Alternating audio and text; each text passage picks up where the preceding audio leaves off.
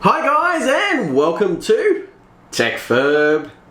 Today we are taking a look at something that is, well, it's 15 years old. It's from 2005 and it's this computer right here. Hi. Absolutely. I know it's going to... Oakley dokley. So, this computer here, it is running a Pentium 4 630, two 512 megabyte sticks of DDR2 RAM, total of 1 gigabyte for those of you who can't add that up, a 6600 GT graphics card, a Asus something or other motherboard that's based on the Intel P965 chipset, I think it is, pretty old, and a 200 gigabyte SATA hard drive. So, very old specs. There isn't much that you can do with this computer today. In fact, if you were to try and use it as a daily driver on a modern operating system, it would be unusable. Even a Core 2 these days is pretty rough.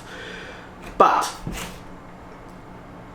this system is not getting a modern OS installed on it. It's just wrong to do something like that to an old piece of machinery like this. I have gone through the painstaking effort of installing Windows XP on this machine, XP Professional I might add, and I've managed to track down ISOs of the old games that I used to have. In fact, I had the CD keys. I never get rid of a CD key, so I've still got all my old CD keys of these games. Installed it on this machine. Surprisingly, the CD keys work, so they must have been legitimate ISOs. And yeah, it's pretty much restored to what the PC would have been like back then. But I just want to give you guys a bit of a look into how far computers have come, because we're used to nice, pretty cables and just, computers have become a nice piece of furniture to look at. And I can tell you, back then they weren't. This case, to the eye, it looks quite dated. I mean, it has a front panel that flipping opens, but it is a Soprano case from Thermaltake. Quite old, but this would have been a beautiful case back in the day. This would have probably hosted some nice PCs. Unfortunately, the hardware that it is in here is not that nice, even for the time. It was pretty mid-range. But let's have a look in the guts of this thing. So we had, look at this toolless design. Look, so you got 1, 2. It's kind of hard to do with one hand, but we can do it. There we go. So let's case off. Now look at that. An 92 millimeter fan, actually. That's not an 80 millimeter, that's a 92 millimeter. Is Molex. So as you can see here, it's connected here, so we'll just get that disconnected. Okay, there we go. So we can get rid of that side panel now. And this is a look into the system. So it's an Intel stock heatsink fan. You're very familiar with seeing that design, but albeit more modern iterations. That's the RAM down there, DDR2. Graphics card there, my god, they were so small back then. Look at that, it's a single slot card, you never see that anymore. And that is the hard drive there. And look at that horrible thing, the IDE cable's in there. So it's a pretty gnarly old thing. And a 430 watt power supply as well. So, but I will draw your attention. Look at how thick that heatsink is. That's like a modern Ryzen heatsink. That's how thick it is. And this CPU gets hot with that cooler. It is a stock cooler, but these Pentiums, man, they were not good CPUs. Curiously, we also have a 120mm in the front, 120mm in the rear, which for the time, you have to remember, this was 2005. Airflow was not considered in cases back then. It was very, very much low down the list. Cable management, quite terrible, as you can see. This is a 24-pin power supply, so it's kind of good. We've even got a floppy connector back down here. Also, looking on the back, you've got a game port. I think it's a game port. I've never actually used one. USB ports, probably USB 1, probably not even USB 2. And the old printer port, serial port. I don't even know what that is. Coax digital port. You know, it's pretty old, but it's not bad for the time. Yeah, that's kind of the guts of this system. Okay, so what we're going to do with this system is we're going to load it up. I'm going to run a couple of games. I'm going to benchmark them with Fraps. Hopefully it doesn't bottleneck the system. I've never actually used Fraps on an older computer, but we'll give it a go. We'll run some benchmarks, see how the frame rates perform, and then we may actually start to look at upgrading this system. Because what I want to do with this PC, this is, if I don't do anything with it, it's a one video wonder, and then it quite literally will go to the scrap heap. So rather than do that, what I want to try and do is we'll do iterations. So this is how the PC would perform in 2005. Then we'll look at maybe, you know, it's 2007, 2008, you're ready to upgrade your PC. Maybe we'll upgrade the graphics card, maybe we'll upgrade the CPU, put a bit more RAM in it, and we'll just sort of bring this computer through the ages and sort of, I don't know, for me, my history of computers actually started in the Core 2 era, so I missed the whole Pentium thing. I did obviously know how to use a computer back then, I was a little kid, but when I started seriously getting into computers, it was in the 2007-2008 era. The CPU wars were long dead. By that point, I basically didn't even know who AMD was for probably until 2009, to be honest. I'd heard the name, but you'd never use their CPUs because the Core 2 range was just from top to bottom the better buy. You would buy the cheap CPU back then. You would overclock the absolute snot out of it, and Intel was it was actually their business practices were bad, but as a consumer back then, you know, it was like their products were great. You could overclock any of their CPUs. You could buy the bottom of the stack CPU and overclock it, not like today where they lock down overclocking and all these horrible things that they do now.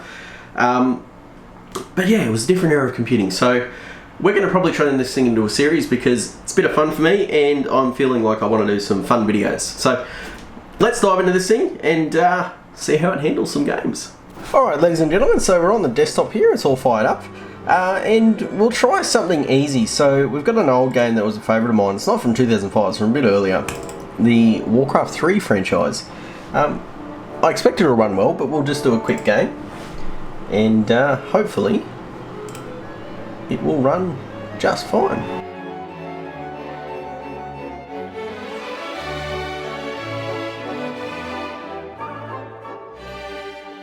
Okay, so as we can see here, you're probably not seeing the frame rate very well, but it's sitting on pretty much 60. I think this is frame locked at 60 as well. But Warcraft 3, no troubles, so maybe we should make this a little bit harder for it. Alright, ladies and gentlemen, so we have TOCA Race Driver 3. We'll do a couple of laps, and it looks like the frame rate's doing alright in this. This is a game from 2005. I did play this a little bit when I was younger.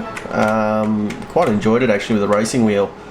It's quite hard on a keyboard, but we're getting about 46, 47, 48 frames per second.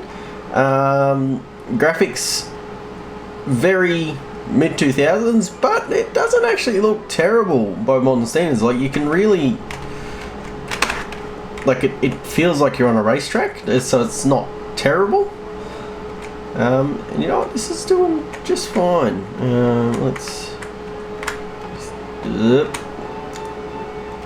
Apparently I've got a black flag. I'm going to continue driving anyway.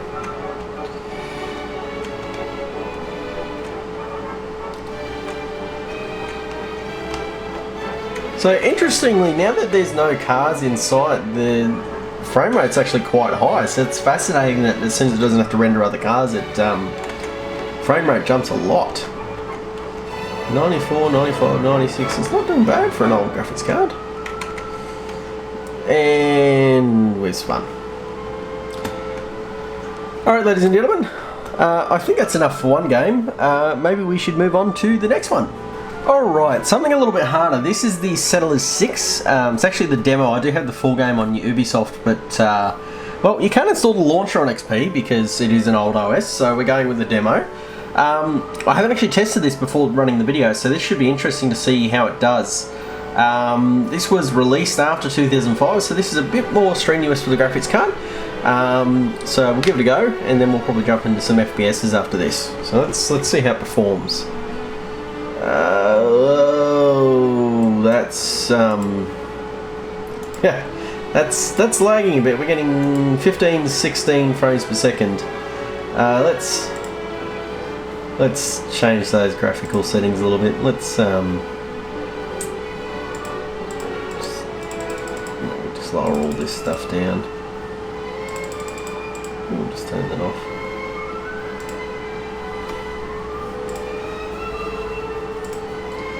Alright, that's a little better. So it's not running ideal, but given that this is an RTS, it's actually not that bad.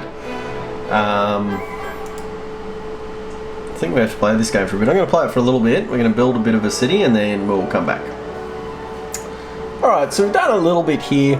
I think that this game will probably be CPU limited because I can't really get the frame rate to go up when I'm zooming in and stuff, so that tells me that we're probably CPU limited, and I can hear that the computer's really stressing itself, so maybe we will move on from the settlers. We might look at getting that to run in an upgrade. Alright, ladies and gentlemen, Star Wars Battlefront 2. Now I have cranked the graphical settings, so we're going to, it's not running very well, so we're going to just lower it a little bit. What I might do is medium, low, medium, and accept. Well, that's a bit better. So we're getting about 29 frames per second here. What am I doing? Where do I zoom? Oh, that says zoom. Okay. Alright. 30 frames per second, but this is cool. This is Star Wars Battlefront 2. This is the original ones too. This is Die Scum, Die Rebels, Die Rebel Scum. Oh, damn it.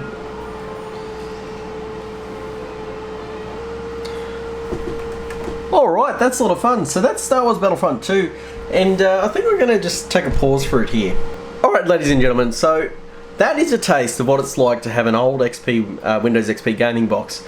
I would say this system as a whole is quite good. It is probably a bit noisy and a bit loud. You can almost certainly hear it on the in the audio now, that very noise in the loud noise in the background. The system just going berserk. But I am pretty happy with the system. For a system from 2005 that I haven't touched, all I did with it was put an air compressor through it to blow all the dust out of it. That's it. I haven't actually upgraded anything. I haven't changed any parts. This is as it is from 2005. OS has been reinstalled, of course, so it's got fresh software installed. But you know what? For a retro gaming box, it's not bad. It does the job. I think I will upgrade this system. So if you're looking at doing a retro Windows XP build, probably go something a little bit higher than a Pentium 4, maybe something higher than a 6000 series NVIDIA card. Just because if you do go down that route, you're limiting yourself to the mid 2000s back. Whereas if I were to say drop in a Radeon HD 4870 or 4850 or even an 8800 GT or something around that sort of level of graphics card, you would be able to run pretty much any title from the mid to late 2000s back. So yeah, it's been an enlightening experience for me. It's nice to have a Windows XP box that works. In terms of the games that we're running, we are turning down some of the settings. So the graphics card is only 128 meg variant of that 6600 GT. I think 256 was available for that card, but don't quote me on that. I don't know that era of cards very well. It's a bit beyond my knowledge. But positive result for me. I'm pretty happy with it. So I think we will revisit this system again in another video. I think we'll be upgrading the CPU, potentially the graphics card, and when we do that, we can have a look at maybe the 2007-2008 era of computer hardware. So thank you for watching, guys. Leave a like if you liked it. Leave a dislike if you disliked it. Comments down below if you've got any questions for me or you're just curious about this build. Discord chat down below as well. Jump on the server, ask me questions in there, or just hang out with me, whatever you want to do. And get subscribed if you're not subscribed. I do regularly upload videos. I try to do them once a week. If not, it's whenever they land, I guess. And I guess I'll catch you guys in the next video.